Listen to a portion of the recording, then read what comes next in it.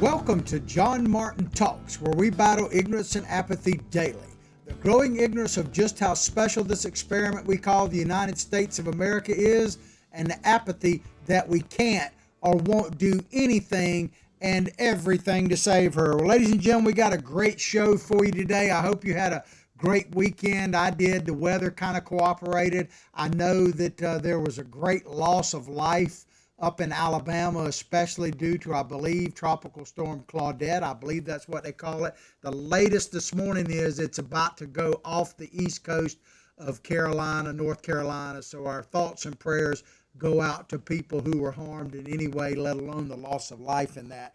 But we got a great show for you today. The Democrats, ladies and gentlemen, are starting their big push to federalize elections this week.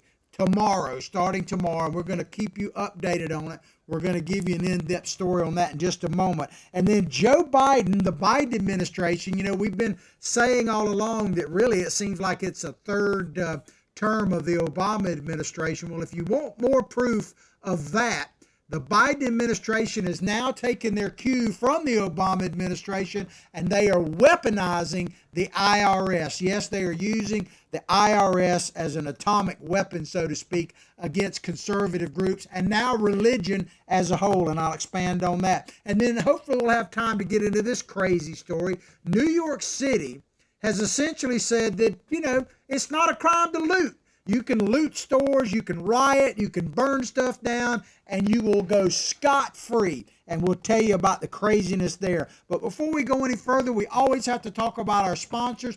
Big Daddy Unlimited at the top of that list, BDU, Big Daddy Unlimited.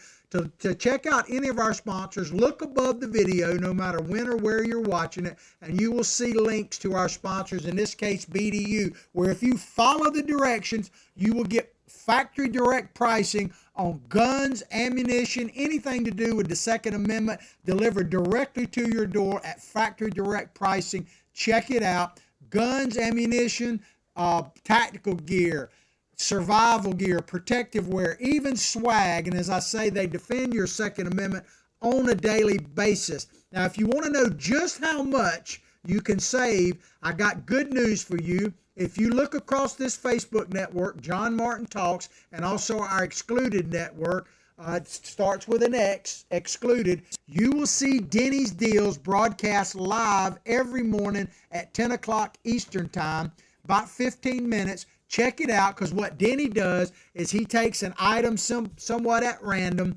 one of the items that Big Daddy Unlimited sells. He shows you the basic manufacturer's retail price, the internet price, and the special price that you will get as a member of Big Daddy Unlimited. You will not believe your savings. Plus, you get to see him talk about one of the Second Amendment, like a weapon or ammunition or something like that. Check it out, Denny's Deals, 10 a.m., just before our show goes on live.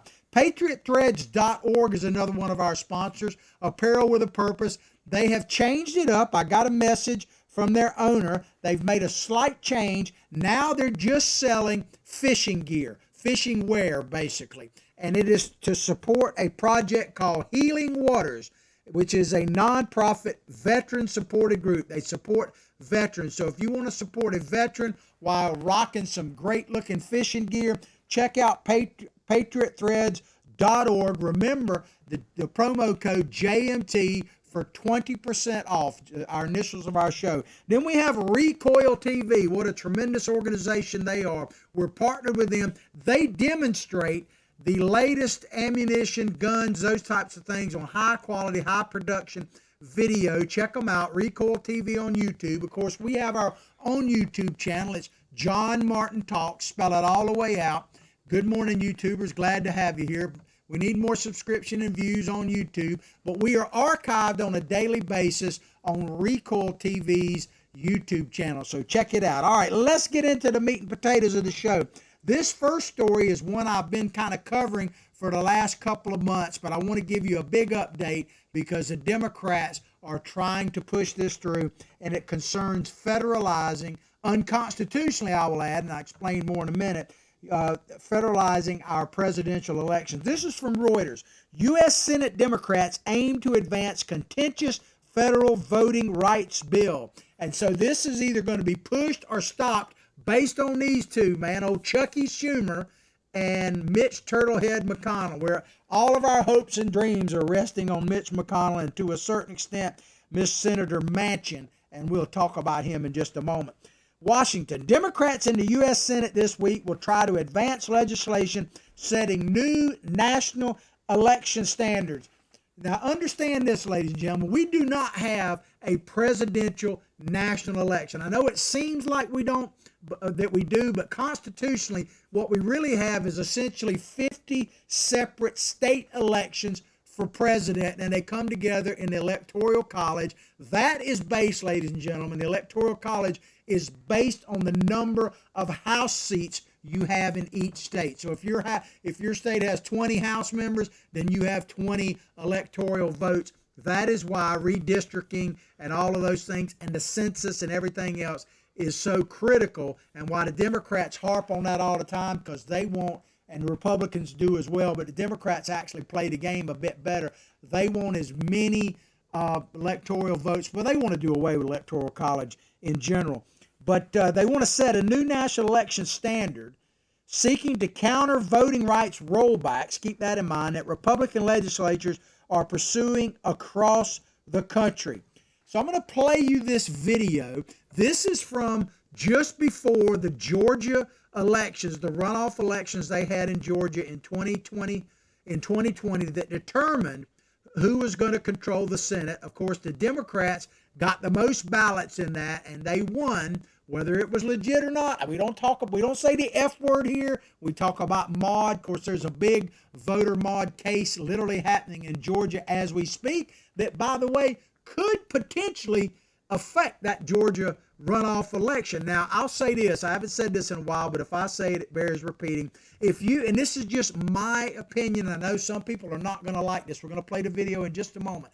But if you were waiting for the election to be overturned to install President Trump into the White House, I think you are smoking the wrong pipe, to be honest with you. I'm not saying it shouldn't happen. I just don't think it is going to happen, because I don't think the Supreme Court has the stomach to do that, and it would ultimately come down to them. They've already played their hand. They've already shown, and we're going to talk about that more in a minute, that they don't have the stomach for it. I do think it potentially could impact statewide elections on an individual basis, which could affect the Senate. But I don't think Donald Trump is coming back through some kind of challenge. I just don't believe it, and I try to be honest with you. But we're going to play this video right now. This is Chuck Schumer on the streets of New York telling you, because I tell you all the time, take these progressives at their word. And he is telling you that if they take Georgia, what is next? Check it out. I'm sorry, can you repeat that, Mr. Schumer?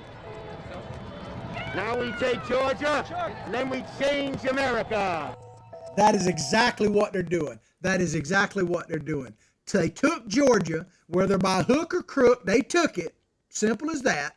And now they're going to change America. And that's what this federalizing election is all about. Because our election is supposed to be, as I said earlier, 50 statewide elections. And here's the most key point of that. According to the U.S. Constitution, and we'll get more into it in just a minute, but the only entity, the only body, if you will, that can change election laws within those states, according to the U.S. Constitution, is the state legislature, not the governor, not the secretary of state, not some consent agreement with Stacey Abrams, whatever office she claims to still hold. None of that can happen or is supposed to happen under the Constitution. Now, we know it did happen, and I'll expand upon that in a minute. But I want to say something here before we go any further, because in this paragraph, you hear this all the time about what supposedly states are doing. It says, seeking to counter voter rights rollbacks that Republican legislatures are pursuing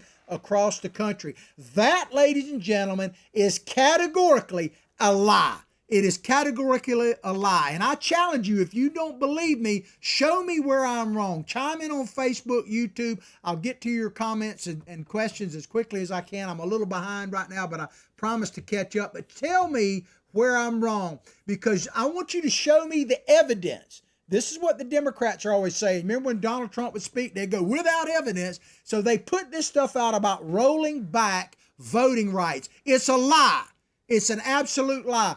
Everybody who was eligible to legally vote in 2020 is still legally eligible to vote in 2021. There's not a single person that is being denied voting rights anywhere, anytime in the United States of America. Period. Show me where I'm wrong. Now, you may disagree with what the states are doing, but I'm sick and tired of people being played. I battle ignorance and apathy on a daily basis. If you think that voting rights, in other words, the right to vote, I'm not talking about the time, the duration of the election. I'm talking about the simple right to cast your ballot is being infringed upon, then you just don't understand.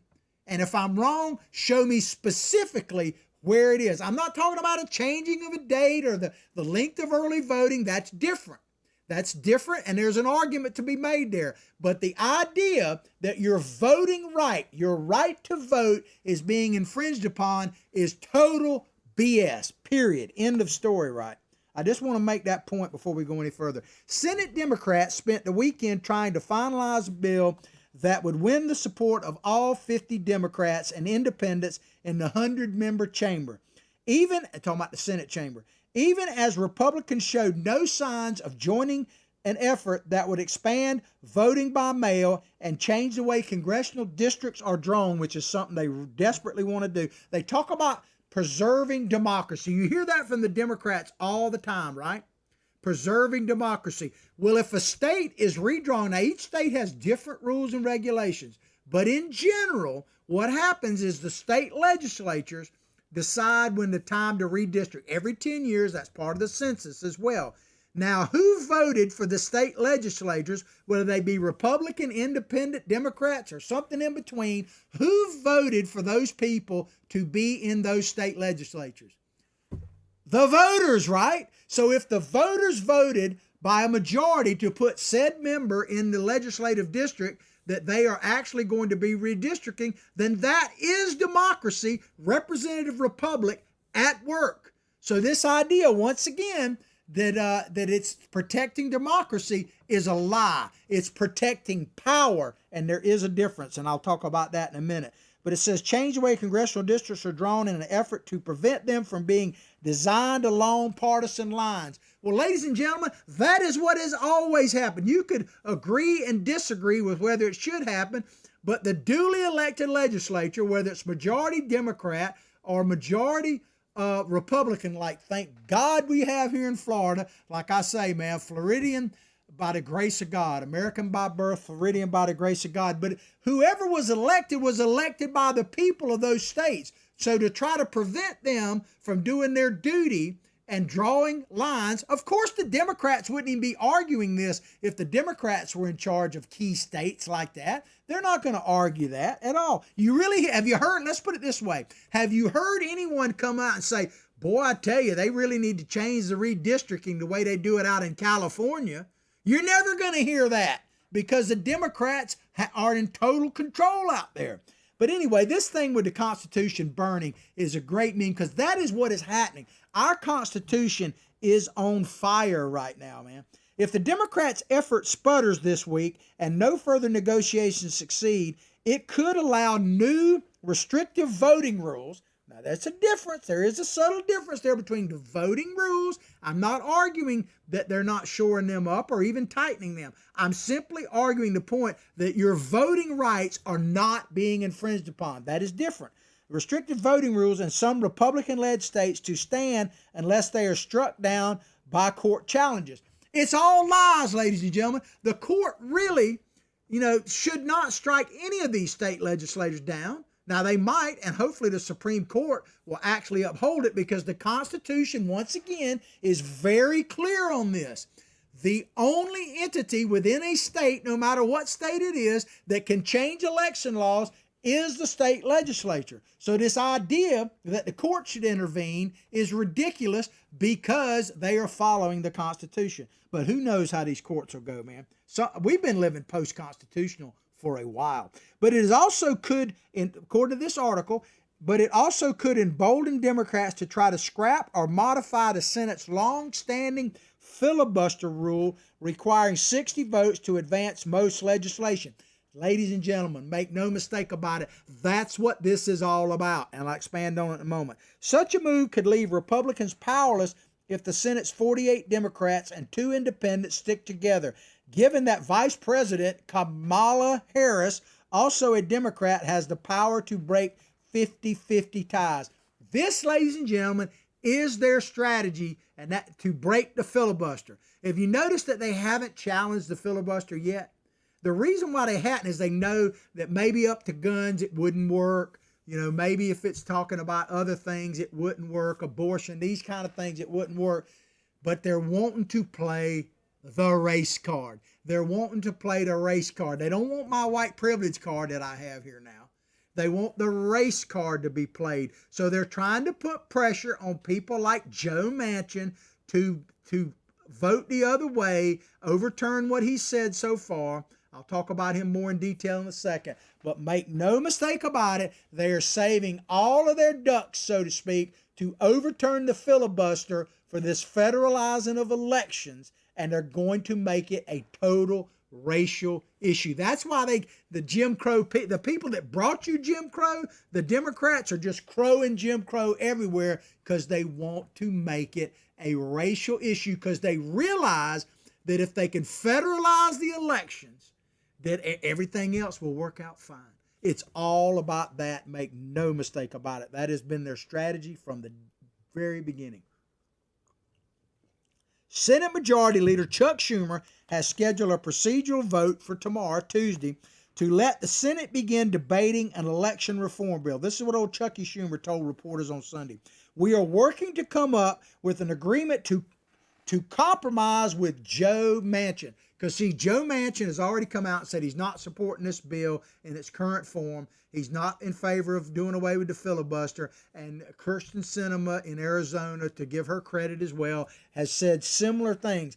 But they are, and of course, Ocasio-Cortez and the far left, you know, there's only left. There's the far left and there's the further left when the Democrats. But she's been putting pressure on Joe Manchin. Chuck Schumer has not, because he doesn't want to push him in a corner. But I call this the racist strategy. Going back to what I just said, what they're trying to do is paint it to put Joe Manchin into a corner, a white dude from the South, West Virginia, and make it seem like it is white privilege card time, and they're going to play the race card, make Joe Manchin a racist, and then they'll force him to cave in. I don't trust that. It's a sound strategy in one sense as far as being successful. It sucks because it divides us, but as far as a purely political strategy, it may work. And I'll be honest with you, I don't trust a lot of the Republicans either. The main thing we got going for, because I don't trust Romney, Murkowski, Susan Collins, to name a few, not to cave in. But even if they cave in, we got some good news. Even if they cave in and Joe Manchin and Kirsten Sinema, I actually have more faith in her than any of the rest of them. But if they cave in, there's still going to be some votes short of overturning it. But it's okay with the Democrats as well, because then they'll make that the 2022 election year for the House and the Senate. They'll make it all about race, even though those people that are hollering Jim Crow or that are crowing about Jim Crow are the ones that brought you Jim Crow. Tell me where I'm lying. The Democratic-led push for federal voting rights legislation comes as Republican legislatures in politically pivotal states such as Georgia, Florida, and Iowa pass sweeping voting restrictions following former President Donald Trump's defeat last November, this is the article, as his unsubstantiated claims of widespread voter fraud. Widespread voter fraud. It's just absolutely, here's the thing. We don't, and I just said the F word with the article, so algorithm, I'm not officially saying the F word. I call it mod, you know, because we got to stay, we're determined. Billy Bob and I, if you haven't met my psychic sidekick, he's Billy Bob Bass. He's got a Twitter handle. It's at Billy Bob Bass 1, and mine is at John Martin Talks. We're not that active on Twitter, but when people have told me, hey, I wish you'd get off Facebook, we're determined to stay in the public square no matter what. And we're building new platforms behind the scenes to expand our reach. We need you to hang in there with us, share our programming far and wide. Go to our sponsors like Big Daddy Unlimited, check them out. We need your support because we are under the gun. Algorithm is a powerful dude, man. But widespread voter mod, let's put it that way, they say that they haven't, unsubstantiated. And I'm going to get into that in just a moment. Let's read this next paragraph. Democrats and voting rights advocates have sued state officials over the new laws, saying they will disproportionately disenfranchise voters of color. How? How will they do that? Who helped propel Democratic President Joe Biden to victory last November. So it says they will disproportionately disenfranchise voters of color. That is unsubstantiated. Show me where that is true. So I'm going to read you the definition that I think applies to this of unsubstantiated.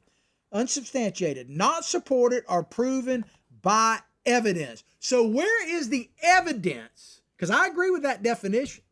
Where is the evidence that the new voting bill, what they call the For the People bill, which I've told, when you hear something called like For the People, bend over because you're getting something and you probably won't like it. When they say For the People, it's total nonsense, man. But unsubstantiated, not supported or proven by evidence. What evidence, and you may disagree with me, so tell me where I'm wrong. What evidence is there that anything passed, and we'll use the examples of Florida, Georgia, and Iowa. Give me evidence that anything has been passed to do what here it says here, disproportionately disenfranchise voters. Disenfranchisement means they cannot vote. That's what that means. Show me one shred of evidence. The only evidence, and please hear me out on this, because this is not me saying this. This is what the Democratic Party is saying. Basically, the only evidence they have shown is that people of color are just dumb. They're just dumber than most. That's the only thing, because they say, voter ID, even though the majority of Americans of all race, creed, and colors believe in voter ID, according to all the polling I've seen, that somehow black Americans, they use them specifically, but people of color can't get an ID. Show me one American citizen right now that cannot get an ID. And if you can show me that there is a case to be made that people of any race, creed, or color, American citizens, that's the main point, can't get an ID, then I will support a federal program to make sure they can get an ID. And I don't even have to worry about doing that because it's total nonsense. You're telling me that a person living in, say, Detroit or Atlanta, just because of the color of their skin, no other reason, is too stupid or incompetent to get an identification card? Let me tell you, if you really believe that, you're just dumb or you're racist. It's racist to believe, in my opinion, I don't care what color you are, it is racist to believe that someone based on their skin color is incapable of getting an ID in the current United States of America. To me, that is a complete racist statement to make if you actually believe that. That's just the way I feel about it. If Schumer can win over all 50 of his senators, including Manchin and Kirsten Sinema, that's the two ones they're talking about the most. She's from Arizona, by the way. He will be able to take his argument to the country, talking about Schumer, that Republicans alone, and this is what it's about, Republicans alone stymied a voting reform debate in the aftermath of efforts by Trump to overturn his election loss.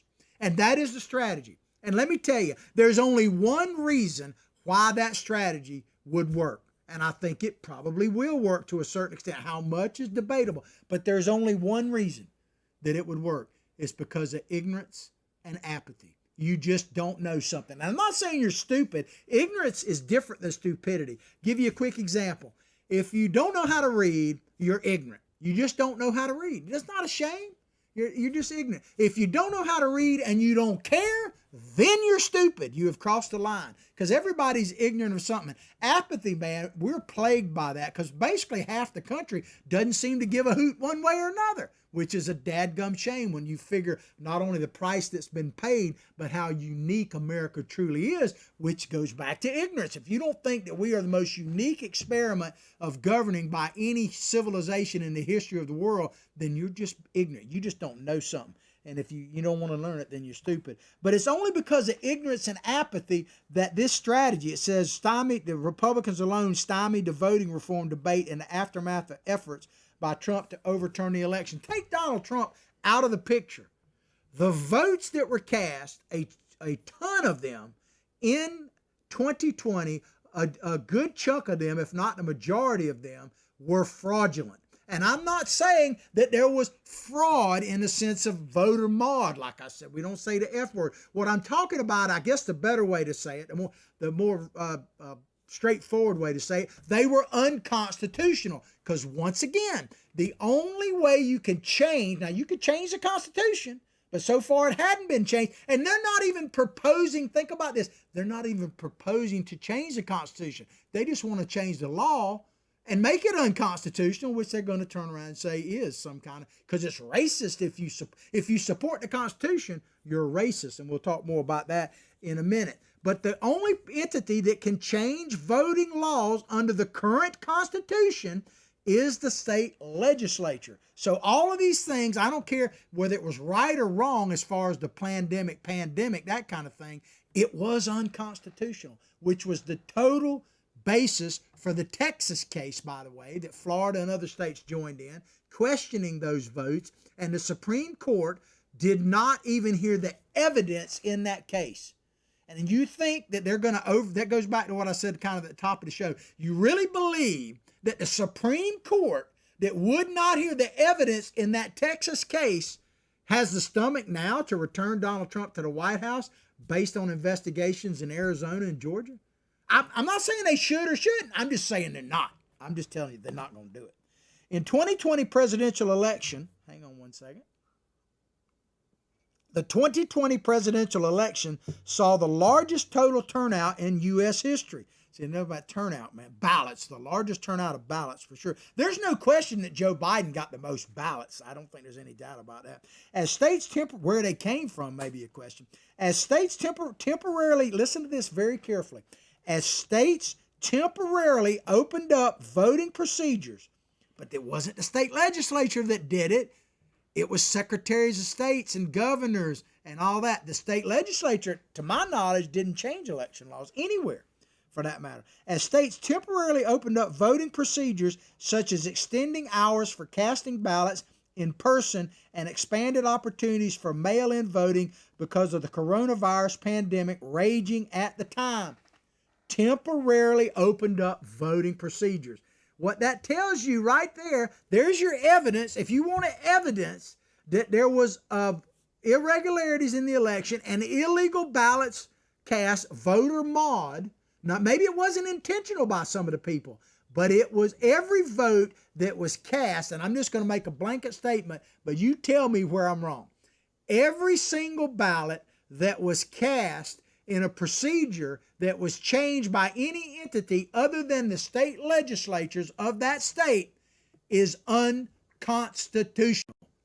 Period. It's unconstitutional. And there's your evidence. We got to get back to reading the Constitution. That's one of the reasons I battle ignorance and apathy. We don't need to change the Constitution. For God's sakes, we need people to actually read it and understand it. It's amazing how many people don't. Just because you're a judge doesn't mean you know the Constitution. I can tell you that right now. It doesn't mean. But here's the thing, and we'll close with this. When it comes to the Constitution, you can amend it, and I may or may not be for amending it. We've amended it in positive ways and negative ways before. You could toss it out. You could simply say, we're not living under the U.S. Constitution anymore, period. We're just going to toss it out. That's something. But here's what I don't want to happen. I don't want us to ignore it. To me, that it's better to amend it or just do away with it than ignore it. Because that's what's really been happening, really, for probably the last 100 years, but certainly the last 50 years, about 70 years. I say we've been in a long slumber since World War II. We are ignoring the Constitution, which is the worst possible thing, because people who are uneducated, who are ignorant and apathetic, will think, based on the media and what some of the Democrats and even what some of the court rulings have said, that we are still living under a Constitution. And I'm telling you right now, we are living in a post-constitutional era, and we are ignoring it. And by ignoring it, it is the worst possible thing, because you're basically saying that all of those people who sacrificed so much for us to live under this Constitution truly died in vain. And I've told you many, many times that no soldier actually dies in vain, because soldiers die following orders and mainly defending the guy or the gal next to them, the person, the American citizen next to them. So they never die in vain, even though their leaders often put them in situations they shouldn't be in. But at the bottom line, ladies and gentlemen, we have to educate people, ourselves and others.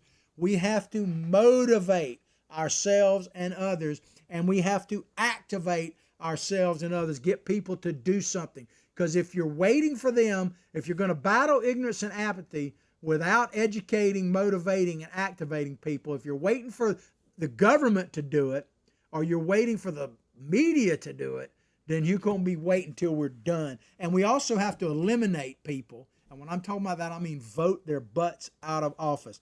I ask you to join me in this fight, ladies and gentlemen.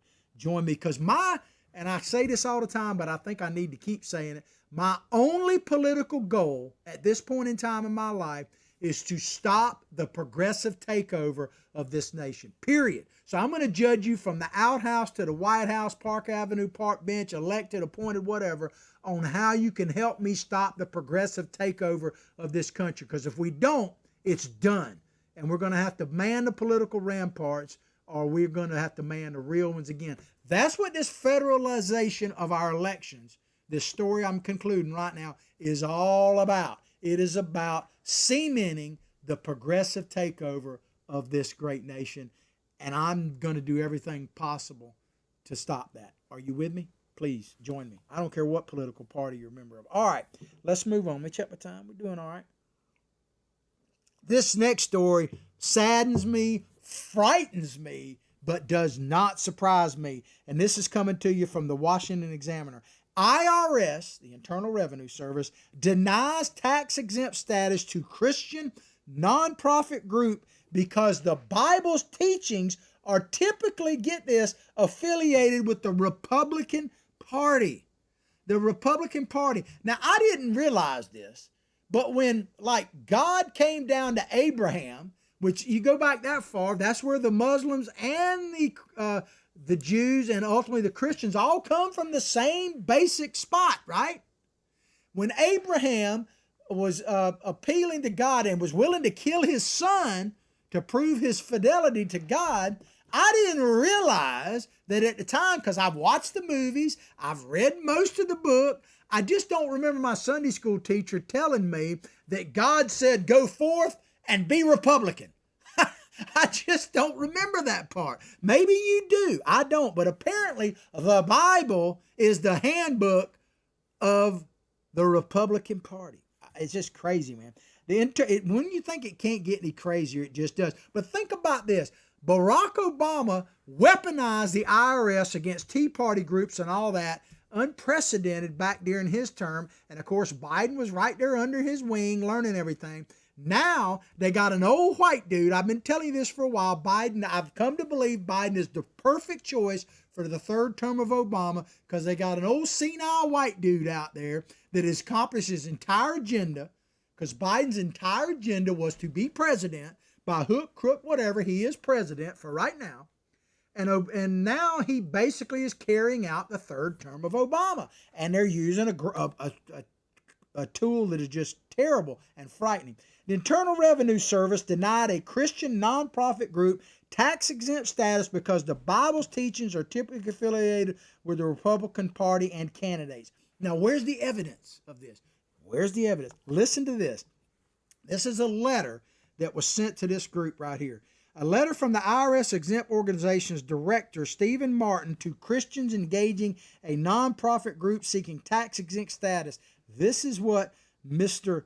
Martin said, and no kin to me that I know of, specifically, this is the letter, specifically you educate Christians on what the Bible says in areas where they can be instrumental, including the areas of sanctity of life, sorry about that, the definition of marriage, biblical justice, freedom of speech, defense and borders and immigration, U.S. and Israel relations. Are you listening if you're Jewish American, if you care about Israel? Why would you ever vote for the Democrats? I don't know.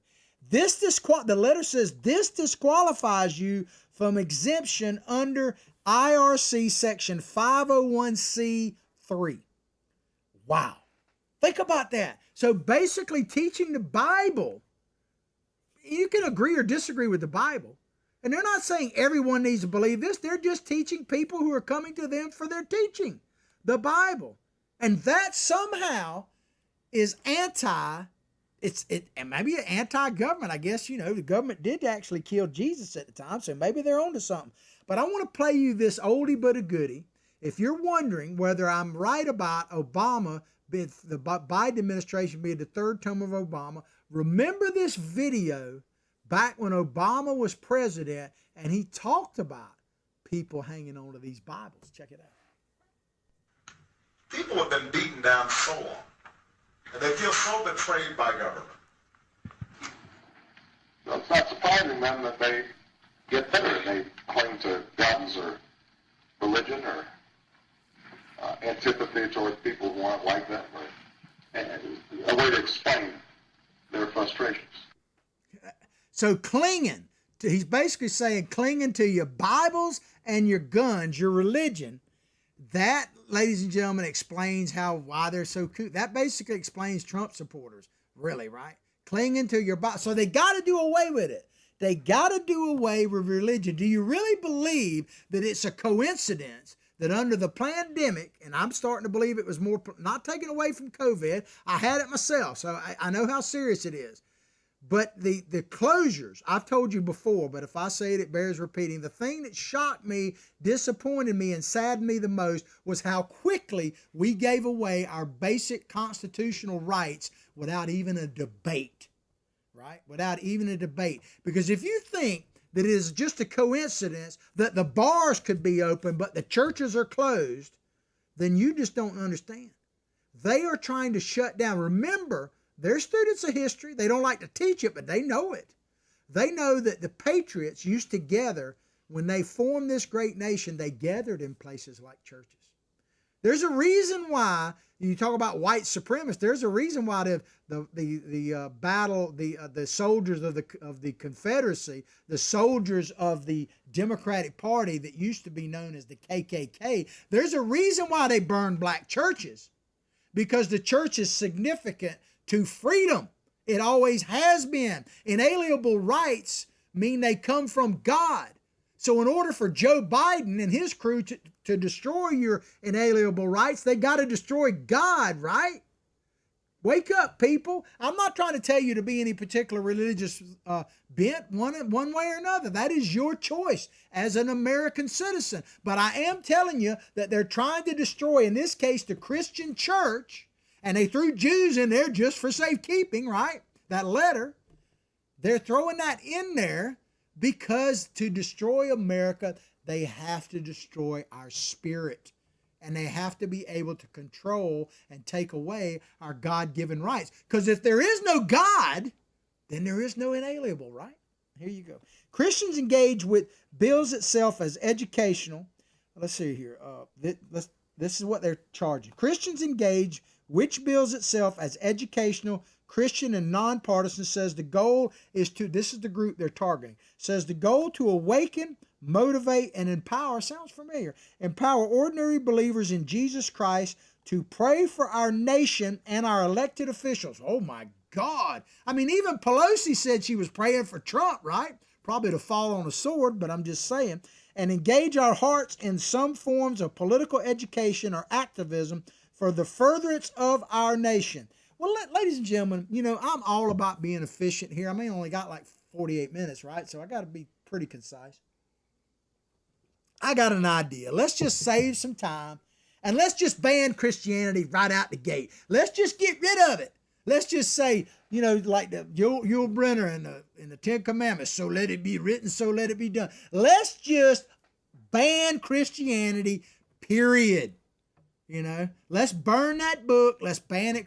And I'm telling you right now, the people who are on the side of banning religion, burning books, doing away with freedom of speech, all these kind of things, taking away your guns, that, ladies and gentlemen, if you're on that side, let me tell you right quick, like, this has nothing to do with Donald Trump. That has always been the wrong side. That has always been the side of tyranny. Any government that tries to curtail religious belief is tyrannical. They always have been. And I would maintain they always will be. It has nothing to do with Christianity, by the way. But let's just ban it, right? Let's just do it. Let's just do it outright. The groups promise to teach Christians how to civically engage. So actually be civil, engage as part of their religious practice, but makes clear that it does not promote a specific party or candidate. But the IRS, boy, they know it all, right? Pointed out to the group's leadership, which has members that have been heavily involved in Republican political activities in previous years. So they're judging the entire organization based on what individuals do. But we're not supposed to do that. You know, individuals, like, you know, there was a shooting over the weekend or whatever across in Arizona where a black, when they don't identify the guy's race, it's usually a person of color. In this case, a black dude shot people randomly over the thing. But no, we don't want to judge. And I'm not saying you should judge all black people by that dude. But it's crazy to judge this whole organization based on what the individuals is their individual right to vote for the candidate of their choice. You know, you used to have that right. You used to have a right to be wrong in this country. Now you don't. You're wrong if you're anything but Biden supporter. If you're not at the holy grail of the progressive left, then you're wrong. Period. It doesn't matter, man.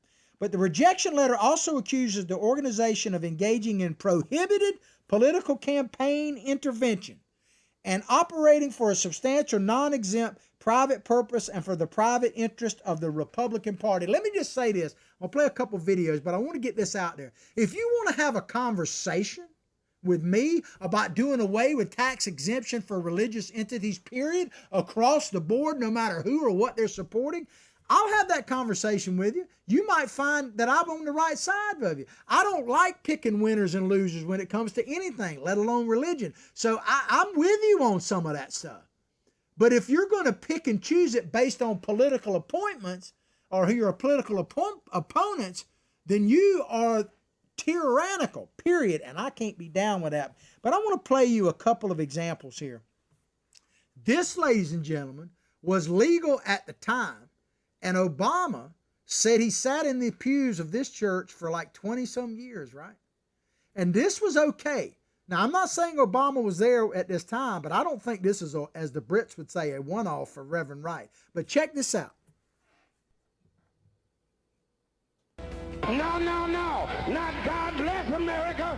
God damn America. That's in the Bible for killing innocent people. God damn America. Unbelievable. Think about that. So now we're learning that the IRS has been saying that the Bible is like Republican. It's been the Republican Party all along. And you heard Reverend Wright say it's in the Bible that America should be damned. I should have warned you about the graphic language that most of y'all have already heard. Should be damned. I don't remember that being in the Bible either. You know, but let me play this next one. And because I got to bring a little joy, man. Because when I go to church, man, to me it's a joyous experience. And I've been to something similar to this. And let me tell you, how could you put party politics on this?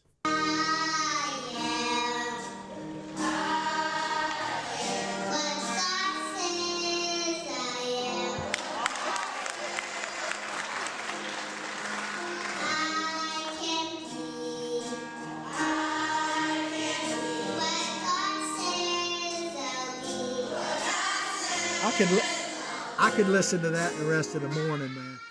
Let me just tell you, I am because God says I am. I am because God says I can be.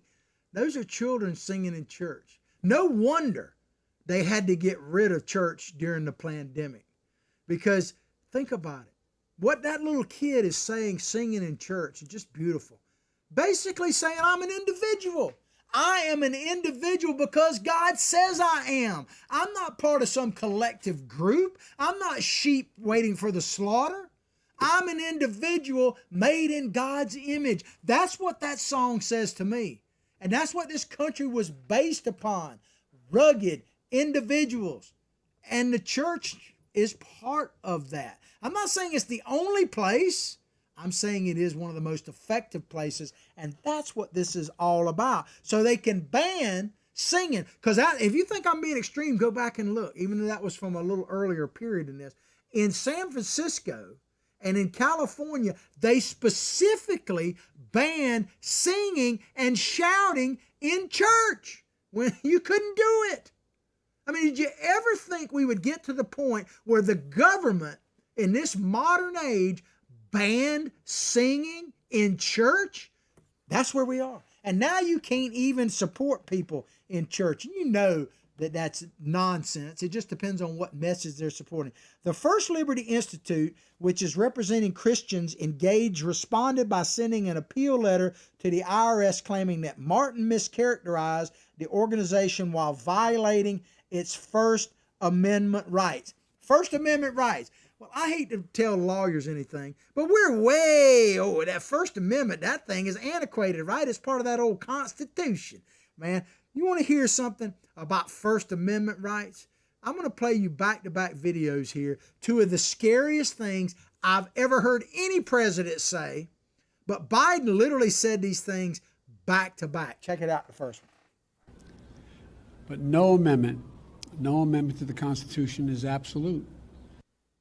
No amendment is absolute.